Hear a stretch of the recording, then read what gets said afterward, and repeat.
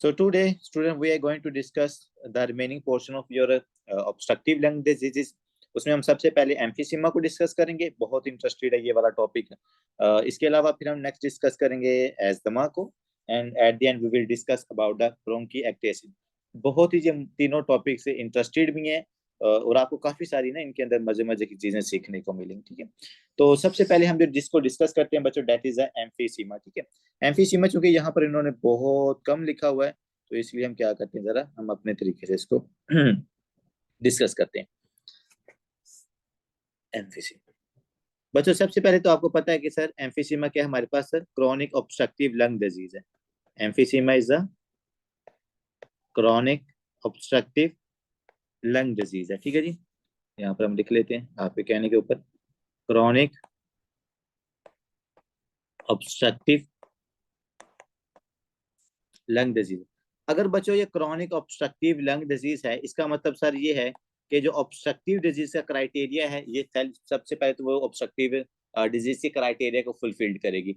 जो obstructive disease का criteria तो हमने कल भी डिस्कस किया था, उसमें क्या था कि सर जो हमारे पास FEV1 और उसको हमने डिवाइड किया था FVC से, और इन दोनों की जो रेशियो आई थी वो हमारे पास नॉर्मली होती है 80%, और जो हमारे पास ऑब्स्ट्रक्टिव लंग डिजीज के पेशेंट होते हैं ये हमारे पास इनके अंदर 80% से आपको कम नजर आती है। ठीक है, तो जो एम्फीसीमा के पेशेंट्स भी होंगे बच्चों, इनके अंदर भी ये जो हमारे पास PFTs है ना, ये आपको 80% से इनकी रेशियो कम मिलती है। ठीक है, ये बात होगी।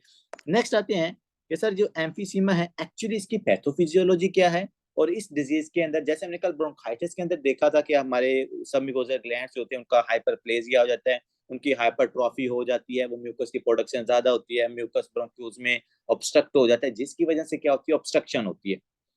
इसी तरह हम यहाँ पर डिस्कस करते हैं कि सर एम्फीसीमा की वजह से एक्चुअली में ऑब्स्ट्रक्शन किस तरह होती है और ये डिजीज डेवलप कैसे करती है। ठीक है बच्चों, तो सबसे पहले तो बच्चों आपकी जो ये एम्फीसीमा डिजीज है, इसको हम कहते हैं dilated alveolar disease as well. ठीक है, तो एम्फीसीमा में क्या होता है कि जो आपके एलोविलाई हैं, एलोविलाई क्या हो जाते हैं सर हमारे पास, एलोविलाई की जो सरफेस एरिया, सॉरी, एलोविलाई का जो सरफेस एरिया है वो हमारे पास यहाँ पर इंक्रीज हो जाता है। कैसे इंक्रीज होता है वो भी मैं आपको थोड़ी देर बाद बताता हूँ। एम्फीसीमा के अंदर मेन चीज यही होती है, जो आपका सरफेस एरिया है ना वो यहाँ पर इंक्रीज हो जाता है, और उसके इंक्रीज होने की वजह से क्या है, आपकी जो एयर होती है बच्चों, एयर ट्रैप कर जाती है, एयर यहाँ पर ट्रैप हो जाती है। अब एयर बच्चों ट्रैप कैसे होती है, देखो लेट्स सपोज ये अगर आपका एक एलोविलाई है ना, एक मेरे पास है ये नॉर्मल एलोविलाई, ठीक है, ये है नॉर्मल, और अब मैं दूसरी तरफ ड्रा करता हूँ एक एबनॉर्मल एलोविलाई, ये है मेरे पास एबनॉर्मल एलोविलाई, जिसका जो सरफेस एरिया बच्चों वो इंक्रीज हो चुका है। अब आपने मुझे खुद बताना है, आप इंटेलिजेंट स्टूडेंट्स हैं, कि ये जो मेरे पास नॉर्मल एलोविलाई है इसका जो कोलैप्स होना या मतलब इसकी जो कॉन्ट्रैक्शन होना वो इजी है, या मेरे पास ये जो एबनॉर्मल एलोविलाई है जिसका सरफेस एरिया इंक्रीज हो गया है, इसको कॉन्ट्रैक्ट करना हमारे लिए इजी है। नॉर्मल सी बात है कि सर जिसका हमारे पास यहाँ पर कोलैप्सिंग प्रेशर अच्छा है, जिसके अंदर हमारे पास इलास्टिन प्रोटीन अच्छी है, वो क्या करती है, इजीली यहाँ पर कॉन्टैक्ट हो जाती है और वो एयर को बाहर निकाल देती है। लेकिन जिसका सरफेस एरिया यहाँ पर ज्यादा हो जाएगा, जिसको कॉन्ट्रैक्शन के अंदर प्रॉब्लम होगी बच्चों, यहाँ पर जो आपकी एयर है वो क्या नहीं करती, इजीली एक्सट्रैक्ट नहीं करती आपके एलोविलाई से। और अगर ये एयर इजीली एक्सट्रैक्ट नहीं करेगी तो ये एयर क्या करती है सर, हमारे एलोविलाई के अंदर ट्रैप हो जाती है, और जब ये एयर एलोविलाई के अंदर ट्रैप होगी, so there is no exhalation, and if there is a no exhalation, so that disease is called the obstructive lung disease. And if there is destruction because of the elastin protein, and if there is a abnormality because of the dilation of the alveoli, so that is the emphysema। ठीक है, तो अभी थोड़ा सा आपको rough idea तो हो गया कि एम्फीसीमा के अंदर हमारे पास प्रॉब्लम ये आ रही है कि ये एल्वुलर डिजीज है, कि यहाँ पर हमारे पास एलोविलाई, और एलोविलाई के जो आगे एल्वुलर डक्ट, और इवन तो जो आपके पास रिस्पायरेटरी जो टर्मिनल ब्रोंक्यूल्स होते हैं वो भी इन्वॉल्व हो जाते हैं आपकी इस एम्फीसीमा के अंदर। ठीक है, तो अब मैं यहाँ पर ना थोड़ा सा स्ट्रक्चर ड्रा करते हैं और उसकी पैथोफिजियोलॉजी ना थोड़ा और डेप्थ के अंदर जाते हैं। ये है बच्चों आपकी एलोविलाई, ठीक है, ये मेरे पास है एल्वुलर डक्ट, एल्वुलर डक्ट, और here is the alveolar sac. ठीक है बच्चों, ये आपकी है एल्वुलर सैक। अब जब आपने अपने, क्योंकि हमारा जो है ये एलोविलायर डक्ट या जो एलोविलाई ये क्या करता है, ये कॉन्टैक्ट भी करता है और रिलैक्स भी करता है। जो मैं अपने अगर लंग्स को भी देखूं तो मेरे लंग्स क्या करते हैं, कॉन्टैक्ट भी करते हैं और रिलैक्स भी करते हैं। बच्चों ये वाली जो इनके अंदर एबिलिटी होती है हमारे एलोविलाई के अंदर, इसका रीजन होता है इसके अंदर हमारे पास, it's because of the presence of the elastin protein. यहाँ पर जो इसकी वॉल के अंदर बच्चों इलास्टिन प्रोटीन प्रेजेंट होती है ना, ये ब्यूटीफुल इलास्टिन प्रोटीन, ये इलास्टिन प्रोटीन कहती है कि भाई जब इसके अंदर एयर आती है तो ये क्या कर जाती है, ये डायलेट हो जाते हैं आपका एलोविलाई। और डायलेट होने के बाद क्या करता है, ये जो इलास्टिन प्रोटीन होती है ये इसको कॉन्टैक्ट करती है, और कॉन्टैक्ट करके क्या करती है आपके पास एयर को एलोविलाई से बाहर निकाल देती है। तो elastin protein is very important here in the contraction of your alveoli and the alveolar duct. ये इलास्टिन प्रोटीन, जी जी, इलास्टिन प्रोटीन। आवाज आवाज नहीं आ रही है आप लोगों की? लास्ट में क्वेश्चन पूछ लीजिएगा, फिलहाल आपके पास नहीं है। बच्चों ये इलास्टिन प्रोटीन क्या करती है सर, ये हमारे इस एलोविलाई को कॉन्टैक्ट करने में आपको हेल्प करती होती है, ठीक है, इसको प्रॉपरली कॉन्टैक्ट करने के अंदर, फिर ये इसको प्रॉपर ज्यादा डायलेट होने भी नहीं देती ये जो इलास्टिन प्रोटीन होती है। मतलब कि किसी भी चीज का अगर आपने स्ट्रक्चर मेंटेन करना हो ना, तो उसके अंदर इलास्टिन प्रोटीन बहुत इंपॉर्टेंट होती है। मैं आपको अक्सर एक एग्जांपल भी देता होता था रबर वाली, कि आप रबर को पकड़ के जब आप उसको एक्सपैंड करते हो ना, तो जो उसके बाद जब आप उसको छोड़ते हो तो वो रबर अपनी ओरिजिनल शेप में चली जाती है। इसी तरह जो आपका एलोविलाई है ना, एलोविलाई की ये है इसकी ओरिजिनल शेप, तो जब इसमें एयर आती है तो ये क्या कर जाता है, इस तरह डायलेट हो जाता है। लेकिन इलास्टिन कहती नहीं भाई, गैसेस एक्सचेंज करने के बाद दोबारा अपनी इस ओरिजिनल शेप में एलोविलाई आ जा, क्योंकि उसके पास इलास्टिन प्रोटीन होती है। अगर किसी भी प्रॉब्लम की वजह से हमारी इस इलास्टिन प्रोटीन की क्या होती है, डिस्ट्रक्शन होती है, तो आपके लंग्स की या आपके एलोविलाई की ये जो एबिलिटी थी कि ये अपनी ओरिजिनल शेप के अंदर आ जाता था, ये आपका एलोविलाई जो कॉन्टैक्ट करता था वो बच्चों फिर कॉन्टैक्ट नहीं करेगा अगर इलास्टिन प्रोटीन डिस्ट्रॉय हो जाएगी। जो प्रॉपर आपके पास रिक्वाइलिंग होनी थी, फिर वो रिक्वाइलिंग नहीं होती, वो रिक्वाइलिंग कम हो जाती है हमारी। इसका मतलब सर ये हुआ कि एम्फीसीमा डिजीज के अंदर किसी भी फैक्टर की वजह से अगर मेरे पास इलास्टिन प्रोटीन डिस्ट्रॉय होगी, इसका मतलब ये है कि पेशेंट के अंदर है एम्फीसीमा डिजीज डेवलप हो जाएगी। अब यहाँ पर कुछ फैक्टर्स को डिस्कस करते हैं जो आपकी इस इलास्टिन प्रोटीन को क्या करते हैं, डिस्ट्रॉय कर सकते हैं। बच्चों यहाँ पर होता है आपका सबसे इंपॉर्टेंट जो कटर इंजाइम होता है, इसको हम कहते हैं elastase, that is also present into your lungs, इसको हम कहते हैं इलास्टेज। और इसी इलास्टेज का दूसरा नाम हम इसको प्रोटीएज भी कहते हैं। तो कुछ जगहों पर ना इसी इंजाइम को प्रोटीएज भी लिखा जाता है। अब ये जो इलास्टिन एंजाइम होता है, ये क्या कहता है कि oh my god elastin you are here, तो इलास्टेज इसको डिस्ट्रॉय करने की कोशिश करता है। Elastase enzyme try to destroy the elastin protein. तो अगर तो इलास्टिन प्रोटीन भाई डिस्ट्रॉय होगी तो फिर तो हमारे हम नॉर्मल लोग के अंदर भी एम्फीसीमा डिजीज डेवलप हो जाएगी। इसीलिए इस इलास्टेज को बंदा बनाने के लिए, इसको काबू करने के लिए हमारा लीवर क्या करता है, लीवर कहता है भाई रुक जा, मैं तेरा इलास्टेज इलाज करता हूँ। तो आपका लीवर क्या रिलीज करता है, alpha 1 anti trypsin protein. O my God, क्या रिलीज करेगा यहाँ पर, लीवर इलास्टेज को काबू करने के लिए अल्फा 1, इसको चलो ऐसे लिख लेते हैं डॉक्टर फैज माइंड ना कर जाए कहीं, अल्फा 1 एंटी ट्रिप्सिन। ठीक है बच्चों, ये अल्फा 1 एंटी ट्रिप्सिन ये वाली जो प्रोटीन है ये एंटी प्रोटीएज है। अगर यहाँ पर अगर अल्फा 1 एंटी ट्रिप्सिन की जगह पर एंटी प्रोटीएज भी लिखा हो ना, तो इसका यही मतलब है कि ये प्रोटीएज के अगेंस्ट काम करने वाली प्रोटीन है, एंटी प्रोटीएज। अब अल्फा 1 एंटी ट्रिप्सिन क्या करेगा बच्चों, ये आके आपके इस इलास्टेज को इनहिबिट कर देता है। जब आपका नॉर्मली इलास्टेज इनहिबिट हो रहा है ना, तो इसकी इनहिबिशन की वजह से ये आपके इलास्टिन को क्या नहीं करता, डिस्ट्रॉय नहीं करता। इसलिए हमारे जो लंग्स होते हैं वो नॉर्मली एक्सपैंड भी होते हैं और उसके बाद वो कॉन्ट्रैक्ट भी होते हैं। उनकी रिक्वायलिंग जो थी वो बिल्कुल ठीक होती है। हमारे अंदर कोई एम्फीसीमा की डिजीज डेवलप नहीं होती। क्यों? क्योंकि सर इलास्टिन को डिस्ट्रॉय करने वाला जो इलास्टेज प्रेजेंट है लंग्स में, उस इलास्टेज को मेरे पास एंटी इलास्टेज या एंटी प्रोटीएज या अल्फा 1 जो एंटी ट्रिप्सिन मॉलिक्यूल है वो इसको इनहिबिट कर देता है। जब इलास्टेज इनहिबिट हो जाएगा तो फिर इलास्टिन की डिस्ट्रक्शन नहीं होती। अब सर ट्विस्ट फिर ये आता है कि जब भी किसी पेशेंट के अंदर एम्फीसीमा डिजीज डेवलप होती है, इसका मतलब है कि यहाँ तो उसके अंदर अल्फा 1 एंटीट्रिप्सिन की डेफिशिएंसी होगी। जाहिर बात है ना, देखो अगर अल्फा 1 एंटीट्रिप्सिन की डेफिशिएंसी हो जाए, ये डिक्रीज हो जाए, तो इलास्टेज को फिर कौन रोकेगा? कोई भी नहीं। इलास्टेज को रोकने वाला कोई भी नहीं, तो फिर इलास्टेज इलास्टिन को जाके डिस्ट्रॉय कर देता है। तो पहला काम तो ये हो सकता है कि सर इस पेशेंट के अंदर अल्फा 1 एंटीट्रिप्सिन की डेफिशिएंसी, और ये डिजीज है प्रॉपर, मतलब ना डेफिशिएंसी ऑफ अल्फा 1 एंटीट्रिप्सिन, ये उसमें बायोकेमिस्ट्री के अंदर भी ये वाली एक डिजीज है, आई थिंक यूवर्ल्ड के अंदर उन्होंने मेंशन की हुई है, एंटी ट्रिप्सिन। तो अगर बच्चों सबसे पहले अपनी बात याद रखनी, अगर किसी पेशेंट के अंदर लीवर सिरोसिस है, अगर किसी पेशेंट के अंदर deficiency of the alpha 1 antitrypsin disease है, या फिर ये कोई और भी रीजन है, मतलब कि आपके पास पेशेंट के अंदर हेपेटोसेलुलर कार्सिनोमा है, या अगर उसका किसी भी रीजन की वजह से ना लीवर काम नहीं कर रहा, तो अगर लीवर फंक्शन नहीं करेगा तो अल्फा 1 एंटीट्रिप्सिन को प्रोड्यूस नहीं करेगा, वो अगर ये प्रोड्यूस नहीं होगी तो पेशेंट के अंदर क्या हो सकता है? एम्फीसीमा हो सकता है। बात आप समझ रहे हो? पहला सीन तो ये होगा कि लीवर के अंदर कोई मसला होने की वजह से सर पेशेंट के अंदर जो एम्फीसीमा डिजीज है ना, ये डेवलप हो सकती है। लेकिन बात यहाँ पर खत्म नहीं होती, क्योंकि डॉक्टर फैज ने कहना है कि सर कल आपने बताया था कि जितनी भी ऑब्स्ट्रक्टिव लंग डिजीजेज हैं, उनमें स्पेसिफिकली जो क्रॉनिक ऑब्स्ट्रक्टिव लंग डिजीजेज है ना, जिनको हम ट्रू ऑब्स्ट्रक्टिव लंग डिजीजेज कहते हैं, जिसमें क्रॉनिक ब्रोंकाइटिस और एम्फीसीमा आती है, आपने कहा था इनका मेन रिस्क फैक्टर होता है स्मोकिंग। अब एक मेरे पास बंदा है, उसका लीवर ठीक है, अल्फा 1 एंटीट्रिप्सिन सही प्रोड्यूस हो रहा है, तो उसके अंदर एम्फीसीमा नहीं होगी। फिर दूसरा बच्चों जिसका काज होता है ना, वो हमारे पास है smoking. That is the most common cause of emphysema. अब आप देखेंगे कि किस तरह स्मोकिंग की वजह से बच्चों क्या होता है, इस पेशेंट के अंदर एम्फीसीमा डेवलप होगा। एज यू नो डैट, जैसे मैंने आपको एनाटॉमी के अंदर पढ़ाया था कि हमारे पास जो एलोविलाई होते हैं, इनके अंदर क्या होते हैं? मैक्रोफेजिस। ब्यूटीफुल, खतरनाक से मैक्रोफेजिस यहाँ पर बैठे होते हैं। मैं यहाँ पर एक मैक्रोफेज को ड्रा कर लूं।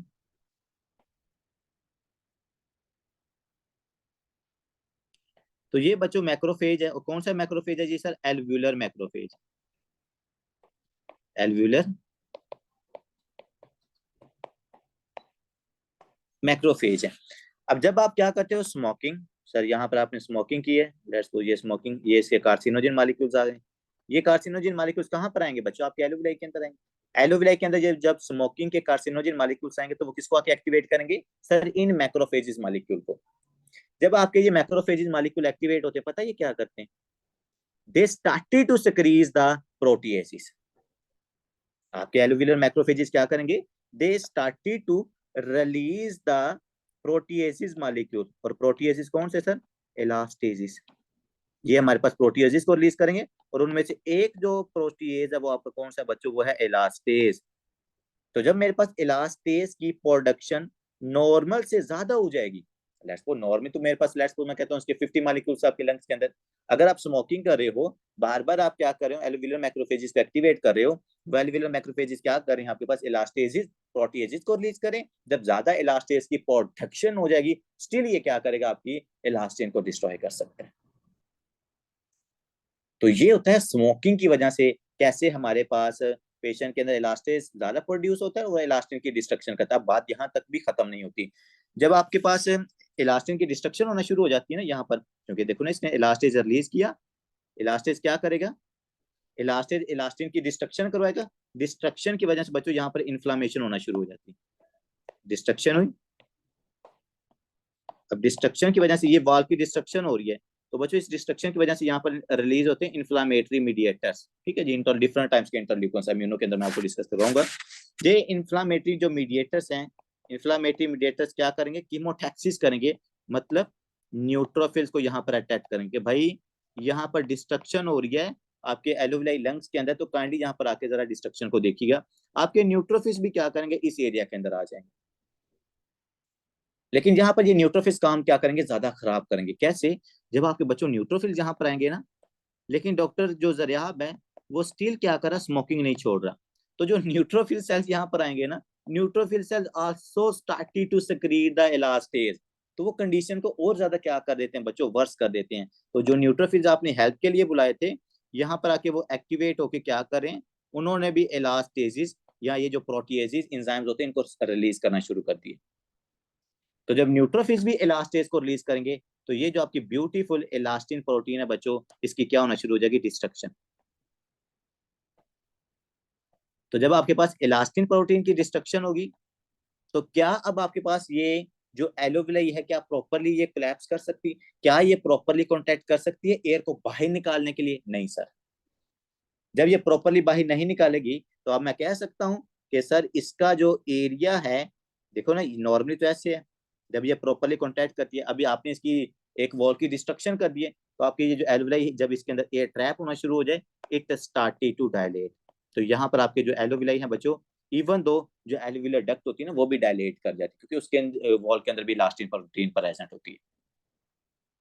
तो ये दो चीजें क्या रखनी है आपने यहाँ पर याद रखनी है। अब ना अक्सर स्टूडेंट ना क्वेश्चन एक पूछते होते हैं कि सर एक पेशेंट स्मोकिंग कर रहा है, ठीक है, आपने कहा स्मोकिंग की वजह से ना इलास्टेज ज्यादा प्रोड्यूस हो रहा है और वो इलास्टेज ना इलास्टिन की डिस्ट्रक्शन कर रहे हैं।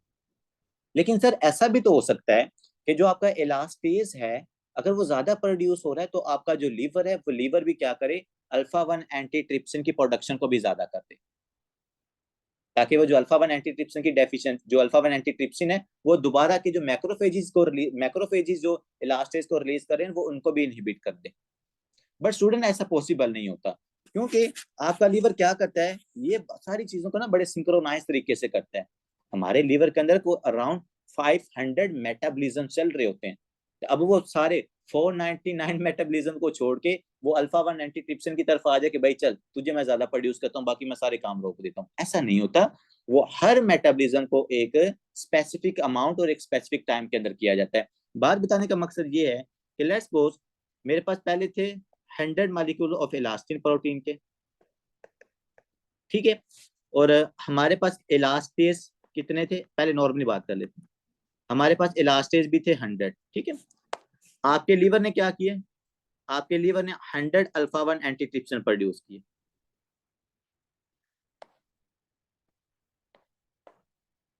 100 एंटी ट्रिप्सिन आपके लीवर ने प्रोड्यूस किया, ये मैं नॉर्मली बात कर रहा हूँ, ठीक है। अब जब आप कह रहे हो ना कि बच्चों अगर मैंने सिगरेट की है, स्मोकिंग की है, मैक्रोफेजिस एक्टिवेट हुए हैं, उन मैक्रोफेजिस ने क्या कर दिया है, इलास्टेज 100 की बजाय, और देखो अगर नॉर्मली देखा जाए तो ये सारे 100 मालिक्यूल है तो आपके पास कोई इलास्टिन की डिस्ट्रक्शन नहीं होगी, सब कुछ नॉर्मल है। अल्फा वन ने इलास्टिस को पकड़ा हुआ है। लेकिन अगर आप इलास्टेज की प्रोडक्शन कर देते हो 10,000, अब आपका लीवर जितना भी जाए, मैं कहता हूँ कि लेट्स सपोज वो क्या कर लेता, वो ना 1000 तक भी कर लेता, बट वो बच्चों लेकिन स्टिल जो इलास्टेज है ना वो ज्यादा है, वो बहुत ज्यादा प्रोड्यूस होता है आपके पास लीवर से। तो वो इलास्टेज क्या करता है आपकी इस इलास्टिन को डिस्ट्रॉय कर देता है। बात बताने का मकसद ये कि लीवर इतना ज्यादा जो एक्सेस अमाउंट इलास्टेज की होती है उसको कंपनसेट नहीं कर पाता है। जब वो उसका कंपनसेटरी मैकेनिज्म फेल हो जाता है भाई फिर आपको क्या है एम्फीसीमा की डिजीज की सिम्टम्स आना शुरू हो जाते हैं, ठीक है बच्चों। तो ये इसकी पैथोफिजियोलॉजी आपने क्या रखनी है, याद रखनी है। हमारे पास यहाँ पर दो टाइप्स का एम्फीसीमा होता है। एक एम्फीसीमा होता है जो लीवर के अंदर प्रॉब्लम की वजह से अल्फा वन एंटीट्रिप्सिन की डेफिशिएंसी की वजह से हो रहा है, उसको हम कहते हैं सेंट्री एसिनार एम्फीसीमा। पहला कौन सा है, सेंट्री, किसी का माइक ऑन काइंडली बंद कर, सेंट्री एसिनार एम्फीसीमा। और सेंट्री एसिनार एम्फीसीमा किस वजह से होता है, जब हमारे पास अल्फा वन एंटीट्रिप्सिन की डेफिशिएंसी होती है, अल्फा वन एंटीट्रिप्सिन की जब आपको डेफिशिएंसी होती है, ठीक है बच्चों। और जब अल्फा वन एंटीट्रिप्सिन की डेफिशिएंसी की वजह से आपको एम्फीसीमा होता है ना, तो काइंडली याद रखिएगा इसमें आपके जो लंग्स हैं, लंग्स के कौन से लॉब्स इन्वॉल्व होंगे बच्चों, इसमें आपके लंग्स के जो लोअर लॉब्स हैं ये इन्वॉल्व होते हैं। सबसे पहले मेरा सेंट्री एसिनार एम्फीसीमा की वजह से बच्चों जो लंग्स से लोअर लॉब्स होते हैं ना ये पहले इफेक्टेड होते हैं, ये काइंडली याद रखिएगा, ठीक है। दूसरे नंबर पर आते हैं बच्चों जो हमारी सेकंड टाइप है एम्फीसीमा की, जो स्मोकिंग की वजह से हो रही है, उसको हम कहते हैं pan acinar emphysema. I think pan acinar emphysema इसकी वजह से होता है, सर उल्ट जी बता रहा हूँ, उलट उल्ट हो गया बता रहा हूँ। सर जी। जी जी जी, उल्ट हो गया, उल्ट हो गया। पैन एसिनार ना इसकी वजह से होता है, पैन, क्योंकि मैंने ना इसको याद किया हुआ था, पैन जब अल्फा वन कमी होती है ना तो पूरा जो आपके पास एलोविलाई होता है ना पूरा एलोविलाई डिस्ट्रॉय हो जाता है। यहाँ पर एलोविलर डक्ट भी डैमेज हो जाती है और एलोविलर सैक भी डैमेज होती है, उसको हम कहते हैं पैन, मतलब कंप्लीट जो एलोविलाई ना वो डैमेज हो गया और वो अल्फा वन की डेफिशिएंसी की वजह से होता है, ठीक है। तो दूसरा बच्चों जो हमारा स्मोकिंग की वजह से होता है और ये होता लोअर लॉब ही है, ये आपने याद रखना है। दूसरा हमारे पास होता है सेंट्री एसिनार एम्फीसीमा, ठीक है, सेंट्री एसिनार एम्फीसीमा। और जो सेंट्री एसिनार एम्फीसीमा बच्चों, वो किस वजह से होता है सर? स्मोकिंग की वजह से, ठीक है। और स्मोकिंग की वजह से कौन से दो सेल्स आपके पास एक्टिवेट होते हैं बच्चों? एक मैक्रोफेजिस और दूसरे हमारे पास न्यूट्रोफिल्स। ऑक्सीडेटिव स्ट्रेस ज्यादा हो जाता है, ठीक है। और इसमें हमारे लंग्स के कौन से लोब्स इन्वॉल्व होते हैं बच्चों? यहाँ पर सेंट्री एसिनार एम्फीसीमा की वजह से देखो ना, स्मोक है तो स्मोक किसकी तरफ जाती है? अपर लोब्स की तरफ, क्योंकि उसकी डेंसिटी कम होती है ना, तो अपर लोब्स की तरफ जाती है। और अपर लोब्स की तरफ जाकर वो आपके पास अपर लोब्स को अफेक्ट करती है। That is the centriacinar emphysema. तो अगर किसी बंदे को स्मोकिंग की वजह से एम्फीसीमा होगा बच्चों, तो उसके जो लंग्स के अपर वाले लोब्स होंगे ना, वो इफेक्टेड होंगे। तो उसको हम कह रहे हैं सेंट्री एसिनार एम्फीसीमा, ठीक है। और जो हमारे पास पैन एसिनार एम्फीसीमा है, जिसमें पेशेंट के लोअर लोब्स इन्वॉल्व होंगे, वो अल्फा 1 एंटीट्रिप्सिन की डेफिशिएंसी की वजह से होगा, ठीक है। तो हमेशा याद रखिएगा, अगर कोई पेशेंट लीवर सिरोसिस का आ रहा है ना, और साथ शॉर्टनेस ऑफ ब्रेथ है उसको, तो याद रखिएगा वो उस पेशेंट के अंदर रिलेशन है इसका पैन एसिनार एम्फीसीमा का, वो अल्फा 1 एंटीट्रिप्सिन की डेफिशिएंसी होगी। मैं आपको एक ही चीज के ऊपर तो बार बार चीज जो आपको बताता हूँ वो ये है कि हमने एक अच्छा डॉक्टर बनना है, और अच्छा डॉक्टर क्या करता है? मल्टी सिस्टेमिक डिजीजेस को रिलेट करके डायग्नोस बनाता है। देखो, अगर एक सिस्टम से डिजीज आ रही है ना, या एक सिस्टम की सिम्टम आ रही है, वो आपसे मतलब कि हर डॉक्टर उसको डायग्नोस कर लेता है। लेट्स सपोज मैं कहता हूँ कि एक निमोनिया का पेशेंट आया, वो फीवर है, शॉर्टनेस ऑफ ब्रेथ है, उसको कफ की प्रोडक्शन है, निमोनिया हर बंदा डायग्नोस कर लेगा। अब एक मेरे पास पेशेंट आ रहा है, वो शॉर्टनेस ऑफ ब्रेथ के साथ आ रहा है, अब लेट्स सपोज उसको फीवर नहीं है, वो शॉर्टनेस ऑफ ब्रेथ के साथ आ रहा है, उसका वेट लॉस हो रहा है, और उस बंदे को आपको लेट्स सपोज आपने उसका एक्सरे कराया, तो आपको लगा कि जैसे ना इस पेशेंट को निमोनिया था, आपने एंटीबायोटिक स्टार्ट करवा दी, लेकिन 2 हफ्ते हो गए एंटीबायोटिक उसके ऊपर असर ही नहीं कर रही। अगर एंटीबायोटिक्स भाई असर नहीं करी, इसका मतलब ये है कि उसको निमोनिया नहीं हुआ था, जो उसको शॉर्टनेस ऑफ ब्रेथ हो रही है या ये जो सिम्टम आ रही है, इसका कोई और रीजन था। तो फिर उस पेशेंट के अंदर आपने क्या करना, जब आपको पता होगा कि हाँ भाई इसके अगर लीवर के अंदर भी कोई प्रॉब्लम है ना, तो उसकी वजह से भी इसके लंग्स में प्रॉब्लम आ सकती है। इसकी किडनी के अंदर कोई प्रॉब्लम है, तो तब भी इसके लंग्स के अंदर कोई प्रॉब्लम आ सकती है, जैसे पटेली-गुड सिंड्रोम, उसमें लीवर किडनी में भी प्रॉब्लम होती है, पेशेंट के लंग्स फेलियर वाले भी सिम्टम आते हैं। इसी तरह यहाँ पर जो हमारे पैन एसिनार एम्फीसीमा आ रहा है बच्चों, ये पेशेंट के अंदर लीवर में प्रॉब्लम होगी, और उस प्रॉब्लम की वजह से अल्फा 1 नहीं प्रोड्यूस होगा पेशेंट एम्फीसीमा के साथ, और एम्फीसीमा की वजह से उसको रिस्पायरेटरी फेलियर की सिम्टम आ रही होगी। तो आपने चीजों को इस तरह रिलेट करना है। इसी तरह अगर कोई पेशेंट हमारे पास लीवर सिरोसिस का है ना, या जिसका लीवर काम नहीं कर रहा, वो पेशेंट आपके पास न्यूरोलॉजिकल सिम्टम के साथ भी आ सकता है, जिसको हम हिपैटो इंसेफलोपैथी कहते हैं, ठीक है, हिपैटिक इंसेफलोपैथी उसको कहा जाता है। इसी तरह जिन पेशेंट्स के अंदर लीवर में प्रॉब्लम होती है, मैं कहता हूँ आपका जो ब्रेन और लीवर है, they are the central organs of your body. अगर लीवर में प्रॉब्लम है, तो आपकी किडनी में प्रॉब्लम भी हो सकती है, उसको हम हिपैटोरीनल सिंड्रोम कहते हैं। इसी तरह किसी पेशेंट के अंदर किडनी में प्रॉब्लम है, उसके लग हार्ट में प्रॉब्लम भी हो सकती है, उसको हम रिनोकार्डिक सिंड्रोम कहते हैं। तो ये चीजों को आप रिलेट करना शुरू कर दो, जो आम डिजीजेज ना वो हर बंदा डायग्नोज कर लेगा। जब ये रिलेशन वाली डिजीजेज आएंगी ना भाई, फिर ये डायग्नोज फिर वही बंदा करेगा जिसने मल्टी सिस्टमिक रिलेशंस पढ़े होंगे, ठीक है। तो यहाँ पर बच्चों हम एम्फीसीमा की मैंने आपको पैथोफिजियोलॉजी डिस्कस करवा दिए, अब डिस्कस करते हैं कि आपकी बुक ने इसके बारे में क्या लिखा है। सबसे पहले भाई उसने कहा कि हमने करना है इसको डायग्नोज। मैं मुझे इसलिए ना ये थोड़ा सा इस बुक से मतलब कि जस्टिफिकेशन नहीं है कि वो जो है कि मेडिसिन का एक रूल है कि आपको पहले मतलब कि सिम्टम या आपको पहले डेफिनेशन या पैथोफिजियोलॉजी लिखनी चाहिए, उसके बाद आपको डायग्नोस या इनकी तरफ जाना चाहिए, लेकिन इन्होंने ऊपर चीजें ऊपर नीचे करके लिखी है। कोई नहीं, हमारा मकसद है हर चीज को याद करना, चाहे वो ऊपर हो या वो नीचे हो। बच्चों सबसे पहले डायग्नोस एम्फीसीमा के लिए वो क्या बता रहे हैं कि हमने इस पेशेंट की रेडियोलॉजिकली मतलब एक्सरे या बायोप्सी हम लेती है इसके डायग्नोस के लिए, ठीक है, क्योंकि आप बायोप्सी लोगे, बायोप्सी के ऊपर आपको क्या नजर आएगा? बायोप्सी के ऊपर आपको डायलेटेड एलोविलाई नजर आएंगी, जिनकी वॉल्स बिल्कुल डिस्ट्रॉय हो चुके हैं, ठीक है। तो बायोप्सी डायग्नोस के लिए इंपॉर्टेंट है हमारे पास यहाँ पर चेस्ट एक्सरे। चेस्ट एक्सरे बहुत इंपॉर्टेंट है एम्फीसीमा वाले पेशेंट के अंदर। क्यों? जब आप इसका एक्सरे करवाते हो ना, तो हमें इस पेशेंट के अंदर अगर आप लेटरल एक्सरे करवाओ ना, तो आपको बैरल चेस्ट मिलती है। शायद मेरे पास उसकी फोटो पड़ी हो, या मैंने आपको एक्सरे के अंदर ये बैरल चेस्ट एक्सरे दिखाया हो कि उसकी जो चेस्ट होती है ना, वो आगे की तरफ एक्सपैंड होती है। तो वो एक्सपैंड क्यों हो रही होती है उसकी chest? Because of the air trapping. जो एयर होती है उसके लंग के अंदर ट्रैप हो जाती है, वो बाहर नहीं निकलती, जिसकी वजह से जो उसका ये जो एंटीरियर पोस्टीरियर डायामीटर होता है ना, चेस्ट से लेकर पीछे बैक साइड तक, वो एपी जो इसका डायमीटर होता है वो इंक्रीज हो जाता है, क्योंकि एयर ट्रैप हो रही। तो बच्चों जब आप इसका चेस्ट एक्सरे कराओगे, चेस्ट एक्सरे के ऊपर आपको क्या नजर आएगी, बैरल चेस्ट, उसी चीज को हम बैरल चेस्ट कह रहे हैं जो हमारे पास एक्सपैंड होकर आपको नजर आती है। मैं इसका एक्सरे भी आपके साथ शेयर कर दूंगा। दूसरे नंबर बच्चों इसका एपी डायमीटर इंक्रीज हो जाता है। वही बात है ना कि भाई जब आपके पास लंग्स आपके मतलब एक्सपैंड हो जाएंगे, डायलेट हो जाएंगे, आपके पास जो अंटीरियर जो चेस्ट कैविटी का एरिया वो इंक्रीज हो जाएगा, तो अंटीरियर मतलब आगे, पोस्टीरियर मतलब पीछे, अंटीरियर से पोस्टीरियर का जो एरिया होगा वो भी इंक्रीज हो जाएगा, जिसको हम कहते हैं एपी डायमीटर। ये याद रखिएगा, बहुत इंपॉर्टेंट है। शायद इन्होंने नहीं यहाँ पर दिखाया भी। ये देख लें स्टूडेंट, ये देख लो, अगर आप यहाँ पर नोटिस करो तो आपको क्या नजर आ रहा है, ये टोटल ये एपी डायमीटर बहुत बहुत ज्यादा इंक्रीज है। इतना अंटीरियर पोस्टीरियर डायमीटर नहीं होता, लेकिन जहां पर हो रहा है, रीजन क्या है भाई, एयर ट्रैप हुई है, जिसकी वजह से ये चेस्ट है वो हमें बैरल शेप भी नजर आती है इस पेशेंट के अंदर। ठीक हो गया बच्चों। सर एक्सरे के ऊपर हमें क्या क्या चीजें नजर आ रही है, एपी डायमीटर ज्यादा है, बैरल चेस्ट नजर आती है। इसके अलावा जो मैं सबसे इंपॉर्टेंट समझता हूँ मैं वो इस कंडीशन को समझता हूँ, that is a flattening of the diaphragm. Chest X ray के ऊपर यहाँ पर तो चलिए इन्होंने नहीं बताया हुआ, अगर मैं थोड़ा सा नोटिस करूँ ना बच्चों आप, तो आपको जो इसका डायफ्राम है ना, ये आपको इसका फ्लैट नजर आ रहा है। नॉर्मली जो डायफ्राम होता है बच्चों इस तरह डोम शेप होता है, जो वो रिलैक्सिंग फॉर्म के अंदर, ठीक है, तो इस तरह ये डोम शेप के अंदर होते हैं।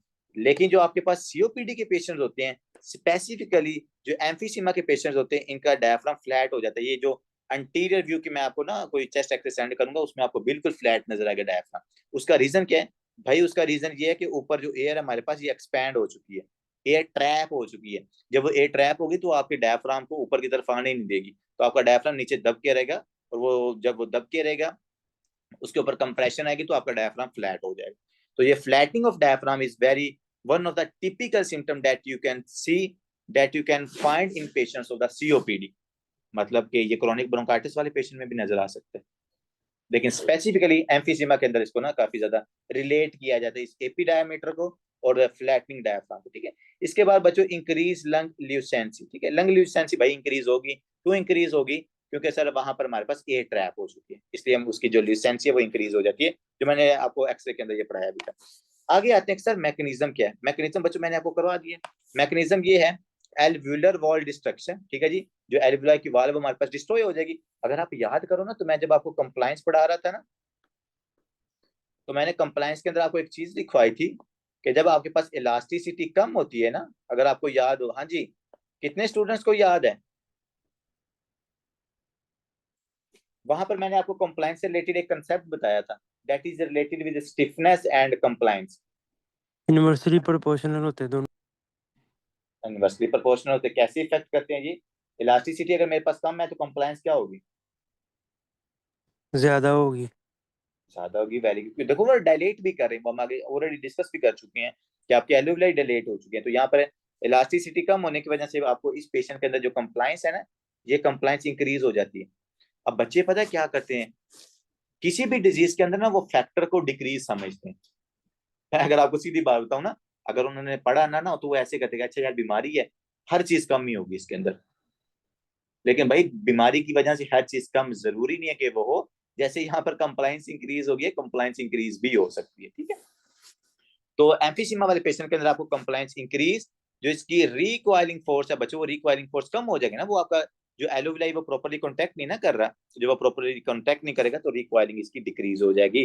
Damage to the alveolar capillary membrane. ठीक है जी, और दूसरे नंबर जब आपके पास एल्व्यूलर कैपिलरी मेम्ब्रेन डैमेज होगी तो ये क्या काज करेगी बच्चों, डीएलसी को कम। आओ जरा, डीएलसी हमने क्या डिस्कस किया था, डिफ्यूजन लिमिटेड कार्बन मोनोऑक्साइड, कि सर कितनी जो कार्बन मोनोऑक्साइड है ना वो हमारे पास डिफ्यूज कर सकती है। हमने कहा था क्रोनिक ब्रोंकाइटिस वाला जो पेशेंट होता है ना, उसके अंदर ब्लड की जो वेसल्स है ना वो इफेक्ट नहीं होती, और दूसरे नंबर जो एलोविलाई का सरफेस एरिया होता है वो उसके अंदर नॉर्मल होता है। लेकिन जो एम्फीसीमा वाला पेशेंट है ना, इसमें बच्चों दो प्रॉब्लम्स होती हैं। क्या, एक तो इसके अंदर जो एलोविलाई का सरफेस एरिया है या जो उसकी कंप्लायंस है वो बढ़ चुकी है, वो डायलेट हो चुका है, और जब वो डायलेट होगा तो वो चीज आपके पास प्रॉपर्ली कॉन्ट्रैक्ट नहीं करेगी। अगर मैंने अपने लंग्स के अंदर एयर लेके जानी है ना, तो मैं पहले जो ऑलरेडी ट्रैप एयर उसको बाहर निकालूंगा, तो फिर मैं और एयर अंदर लेके जाऊंगा। एक तो प्रॉब्लम ये कि प्रॉपर्ली एयर जो है ना इसके लंग्स के अंदर नहीं जा रही।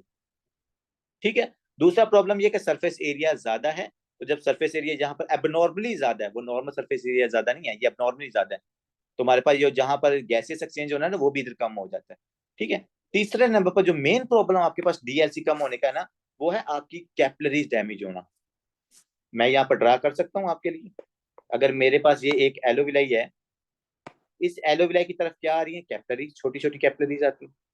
तो बच्चों जब आपकी, आप खुद देख लो ना, अगर ये मेरी पास एलोविलाई इस तरह एक्सपैंड कर जाएगी तो ये जो बेचारी कैपिलरी, ये कैपिलरी क्या हो जाएगी, ये डैमेज हो जाएगी। जब ये कैपिलरी डैमेज हो जाएगी, क्या इस कैपिलरी के अंदर ब्लड जाएगा, सर नहीं जाएगा। जब इस कैपिलरी के अंदर ब्लड नहीं जाएगा तो ये जो कार्बन मोनोऑक्साइड की डिफ्यूजन होनी थी, क्या वो डिफ्यूजन होगी, सर नहीं होगी। ब्लड वेसल ही नहीं है, ब्लड ही नहीं है, तो भाई डिफ्यूजन किसके साथ, कार्बन डाइऑक्साइड की होगी। तो इसलिए तो हम कहते हैं कि ना होसी ढोला ते ना होसी रोला। तो यहाँ पे ब्लड सर्कुलेशन ही नहीं है तो कार्बन मोनोऑक्साइड की डिफ्यूजन भी नहीं होती। तो ये चीज याद रखिएगा। जो क्रॉनिक ब्रोंकाइटिस होता है उसमें डीएलसी नॉर्मल होता है। जो हमारे पास एम्फीसीमा वाला, कैपिलरी डैमेज होने की वजह से यहाँ पर डीएलसी कम हो जाती है। बहुत अच्छा कंसेप्ट है ये वाला। ठीक है, नेक्स्ट आते हैं। सर दो टाइप्स होती हैं आपने बताई है। एक होती है centriacinar emphysema and the other one is the panacinar emphysema. Centriacinar हमने क्या कहा था सर, ये होता है स्मोकिंग की वजह से। और ये कौन से लॉब्स को इन्वॉल्व करता है, अपर लॉब्स को इन्वॉल्व करता है। ठीक है, ये देखो एसोसिएटेड विद तंबाकू एंड स्मोकिंग, क्योंकि स्मोक ऊपर की तरफ जाती है इसलिए अपर लॉब्स इसके अंदर इन्वॉल्व हो रहे होते हैं। दूसरे नंबर पर अगर आपको पेन एसिनार एम्फीसीमा है, और पेन एसिनार एम्फीसीमा किसकी वजह से होता है, वही अल्फा 1 एंटीट्रिप्सिन की डेफिशिएंसी की वजह से, ये लिखा हुआ अल्फा 1 एंटीट्रिप्सिन की डेफिशिएंसी है। और इसमें आपके लॉब्स कौन से इन्वॉल्व होते हैं सर, ज्यादातर जो लो लॉब्स होते हैं वो इन्वॉल्व होते हैं। ठीक है बच्चों, वही रिस्पायरेटरी ब्रोंक्यूल्स और एल्वेओलाई आपकी डिस्ट्रॉय होगी। ये चीज आपने यहाँ पर याद रखनी है एम्फीसीमा। ठीक है, अभी तक हमने इसकी पैथोफिजियोलॉजी डिस्कस कर ली है। इसके अंदर क्या क्या फाइंडिंग्स आती है, डीएलसी कैसे कम होता है वो डिस्कस कर चुके हैं। रिकॉइल इसके अंदर कम होती है, कंप्लायंस ज्यादा होती है वो डिस्कस कर चुके हैं, इलास्टिसिटी कम होती है। तो देखो ना सारी चीजें रिलेट हो रही हैं, हमें कोई रट्टा लगाने की जरूरत है नहीं है।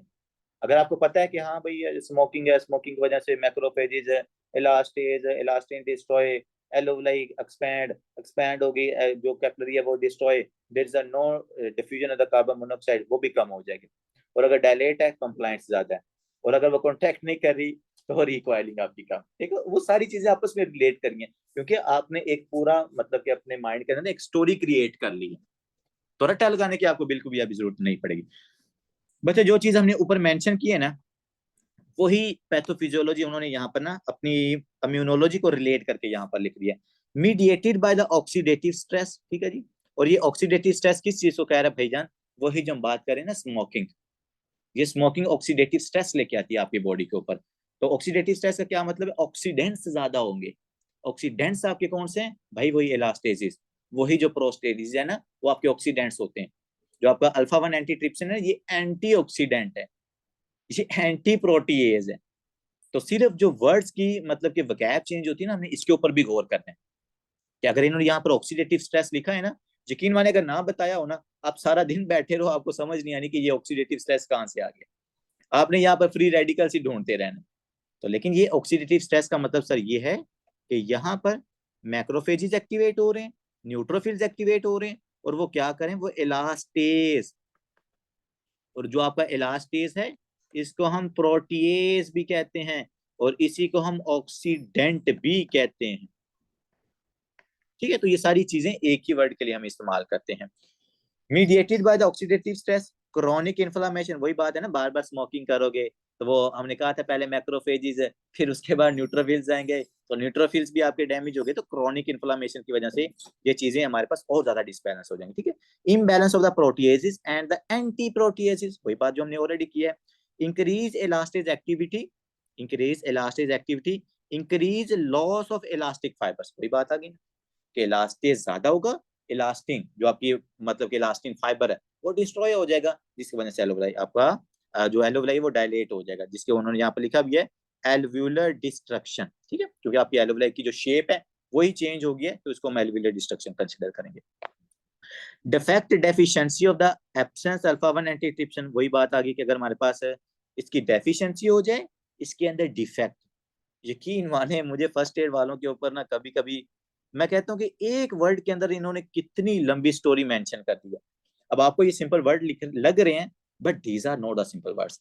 There is a difference between the defect and efficiency. Can you notice here, there is the difference between the defect and the deficiency. बच्चों डेफिशिएंसी क्यों हो रही है, अगर किसी पेशेंट में लिवर सिरोसिस हो रही है ना, देखो पहले नॉर्मल है 30-35-40 साल तक बंदा नॉर्मल था, उसने क्या किया जी, अल्कोहल पीना शुरू कर दिया। आपको पता है ना अल्कोहल की वजह से ज्यादा लिवर सिरोसिस होती है। या उसको हेपाटाइटिस बी हो गया, उसकी वजह से भी लिवर सिरोसिस होती है। या उसको हेपाटाइटिस सी हो गया, उसकी वजह से भी लिवर सिरोसिस होती है। या उसको फैटी लिवर हो गया, fatty liver can also lead toward the liver cirrhosis. तो अगर लिवर सिरोसिस हुई बच्चों, लिवर सिरोसिस का क्या मतलब है, हेपेटोसाइट की नेक्रोसिस होगी, लीवर के सेल्स डिस्ट्रॉय होना शुरू हो गए। जब वो डिस्ट्रॉय होंगे, क्या वो अल्फा 1 को प्रोड्यूस करेंगे? नहीं सर। जब वो प्रोड्यूस नहीं करेंगे, अल्फा 1 की डेफिशिएंसी हो जाएगी हमारे पास। जब डेफिशिएंसी होगी, पेशेंट कैसे आएगा? पैन एसिनर एम्फीसिमा के साथ प्रेजेंट कर सकता है। एक तो उस पेशेंट को क्या हुआ, असाइटिस। एक इस पेशेंट को क्या हुआ, भाई पेरिफेरल एडिमा हुआ पड़ा है, वो लिवर सिरोसिस की जो सिम्टम है। हाइपर एस्ट्रोनिज्म हो गई है, पाल्मर एरिथीमा हो गया, स्किन के ऊपर रैशेस बनना शुरू हो गए, पेशेंट के अंदर टेस्टिकुलर एट्रोफी हो गई है, पेशेंट के अंदर जॉन्डिस हो गया, पेशेंट के अंदर ब्लीडिंग होना शुरू हो गई है। तो वो सारी लिवर सिरोसिस की सिम्टम देते देते भाई क्या कर दिया है, सांस शॉर्टनेस ऑफ ब्रेथ भी होना शुरू हो गई। तो वो अब क्यों हुई है?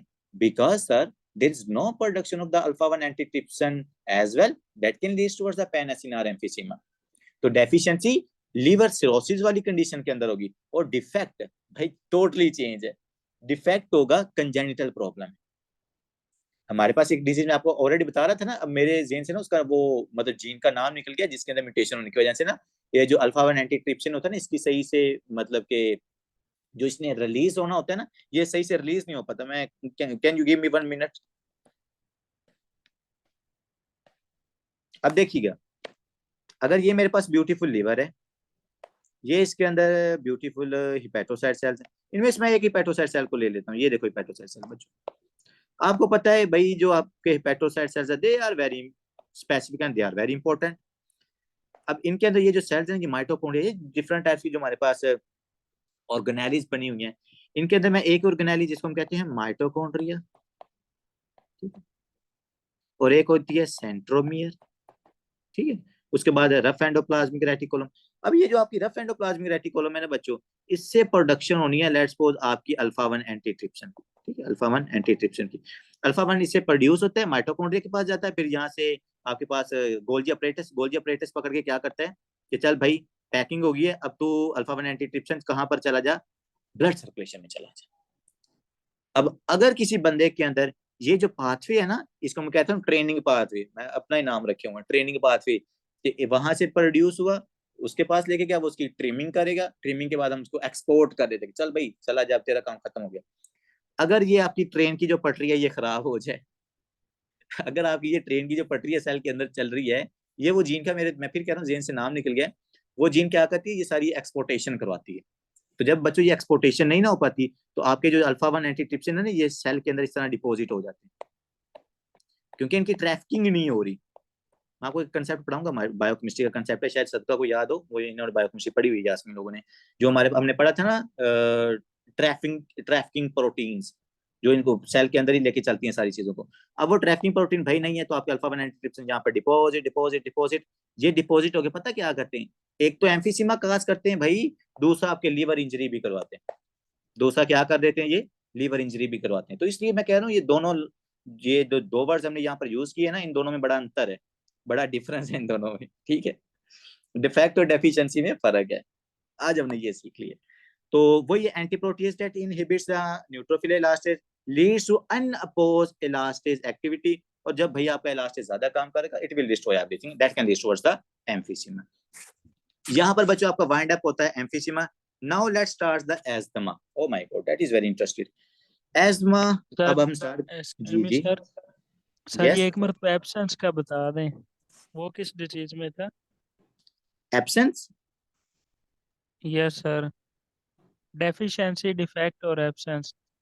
भाई एब्सेंट है उसके अंदर, डिफेक्ट इसके अंदर है, मतलब टोटली एब्सेंट है, वो कंजेनिटल इशू है, मैंने वर्ड यूज किया था ना कंजेनिटली, वो एब्सेंट हमारे पास, ठीक है। कंजेनिटल, इसको कहते हैं congenital deficiency of alpha 1 antitrypsin. जी ओके। हाँ जी, ठीक हो गया। और जो डिफेक्ट है उसके अंदर वो ट्रैफिकिंग प्रोटीन में प्रॉब्लम आ रही है, डेफिशिएंसी लीवर के अंदर सिरोसिस हो चुकी है। अब बच्चों आते हैं नेक्स्ट टॉपिक के ऊपर, दैट इज द एस्मा, ठीक है। Asthma as compare to chronic bronchitis और जो एम्फीसिमा ना, उसके हिसाब से ये इजी है। इसके मैं ना आपको कुछ ट्रिक्स बताऊंगा एस्मा को याद करने के, क्योंकि बच्चों पाकिस्तान में एस्मा के बहुत पेशेंट्स हैं।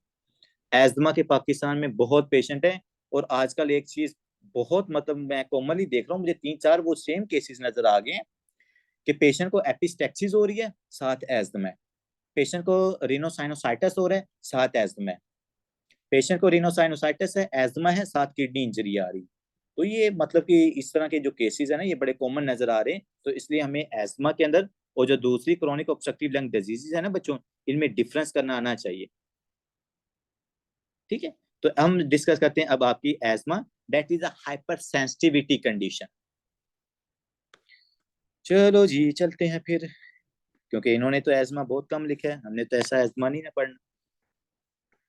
बच्चों सबसे पहले ना एक बात याद रखिएगा, अगर ट्रिगर के साथ एक्सपोजर है और एक्सपोजर के दौरान आपको शॉर्टनेस ऑफ ब्रेथ हो रही है, इसका मतलब है आपको एजमा है। I am going to repeating my words. मैंने आपको ये बात की है कि अगर किसी पेशेंट को ट्रिगर है, कोई लेट्स वो डस्ट का पार्टिकल, वो परफ्यूम है, उसके बाद वो पोलन ग्रेन हो सकते हैं, वो वेदर चेंज है, वो टेम्परेचर चेंज है, वो एक्सरसाइज है, वो ड्रग्स हैं, ये सारे ट्रिगर्स होते हैं। इवन दो पेशेंट को मेंस्ट्रुअल साइकिल भी ट्रिगर है, इवन दो जो माइग्रेन्स के पेशेंट्स हैं वो भी ट्रिगर है, सल्फोनामेड्स ड्रग्स भी इसके ट्रिगर्स हैं, स्मोकिंग सबसे बड़ा ट्रिगर है इसका। ठीक है, कि पेशेंट आपको बताता है कि डॉक्टर साहब मैं जब रात को खाना खाने के बाद बच्चों से छुप छुपा के भाई दुकान पे जाकर खोखे भी होता है, चल पाकिस्तानी वर्ड इस्तेमाल करते हैं, खोखे के ऊपर जाता है, जैसे मैं सिगरेट लगाता हूँ ना, और 2-3 कश के बाद क्या हो जाता है, मुझे कष्ट पड़ जाता है, मतलब कि शॉर्टनेस ऑफ ब्रेथ होना शुरू हो जाती है। तो इससे क्या हम रिलेट करेंगे कि सर जब वो उसका ट्रिगर्स के साथ एक्सपोजर होता है, उसी दौरान उसको सिर्फ सिम्टम आती है। फिर कहता है जैसे मैं स्मोकिंग को छोड़ता हूँ, आफ्टर सम टाइम मेरी सिम्टम ठीक हो जाती है। इसी तरह जब मैं सेकंड डे पे जाता हूँ, सेम कंडीशन है, सेम ट्रिगर है, सेम कंडीशन मेरे साथ होती है। इसी तरह पेशेंट आपके पास आएगा, वो कहेगा डॉक्टर साहब मैं मतलब एथलीट होगा 16-17 साल का, वो कहता है जैसे मैं एक्सरसाइज स्टार्ट करता हूँ तो मुझे स्टार्ट के अंदर, at the start of the exercise I feel shortness of breath. ठीक है, वो शॉर्टनेस ऑफ ब्रेथ वो भी क्या है भाई, एस्थमा का पेशेंट है।